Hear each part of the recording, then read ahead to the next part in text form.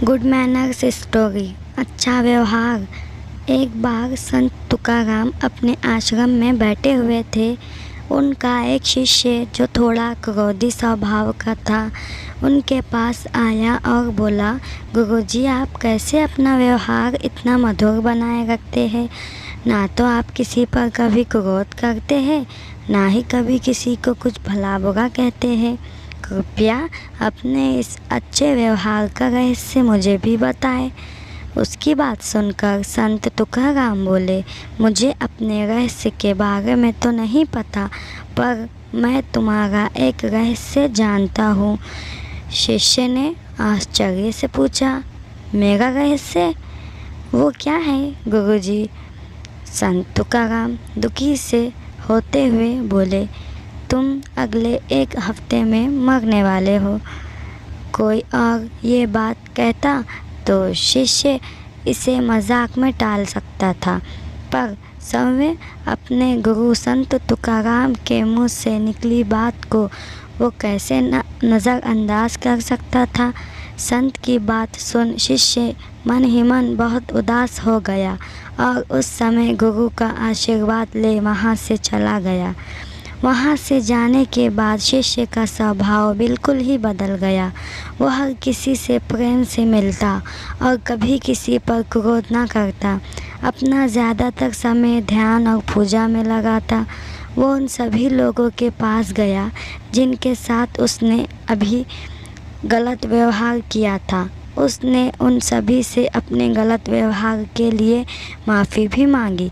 देखते ही देखते संत की भविष्यवाणी को एक हफ्ता पूरा होने को आया।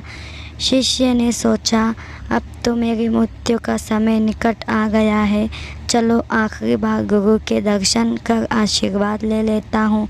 वो संत तुकाराम के पास पहुंचा और बोला, गुरुजी, आपकी भविष्यवाणी के अनुसार मेरा समय अब पूरा होने वाला है। मेरी मृत्यु का समय निकट आ गया है। कृपया आप मुझे आशीर्वाद दें। संत तुकाराम ने कहा, मेरा आशीर्वाद हमेशा तुम्हारे साथ है पुत्र। अच्छा ये बताओ, पिछले 7 दिन तुम्हारे कैसे बीते? क्या तुम पहले ही की तरह लोगों से नाराज़ हुए? तुम्हें उसी तरह अभी भी क्रोध आया? क्या तुमने उन्हें अपशब्द कहे? शिष्य बोला, नहीं नहीं गुरुजी, बिल्कुल भी नहीं।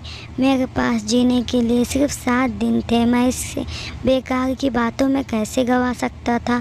मैं तो इस दौरान सबसे प्रेम से मिला और जिन लोगों को कभी दिल दुखाया था उन सब से क्षमा भी मांगी। संत तुकाराम मुस्कुराए और बोले, बस यही तो मेरे अच्छे व्यवहार का रहस्य है।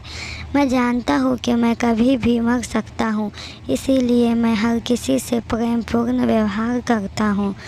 शिष्य को समझ में आ गया कि संत तुकाराम ने उसे जीवन का ये पाठ पढ़ाने के लिए ही मृत्यु का भाग्य दिखाया था। दोस्तों, हमारे साथ भी क्या अक्सर ऐसा नहीं होता? हम भी जाने या अनजाने किसी भी छोटी बड़ी बात पर सामने वाले से उलझ जाते हैं, अपना व्यवहार उसके साथ ख़राब कर लेते हैं।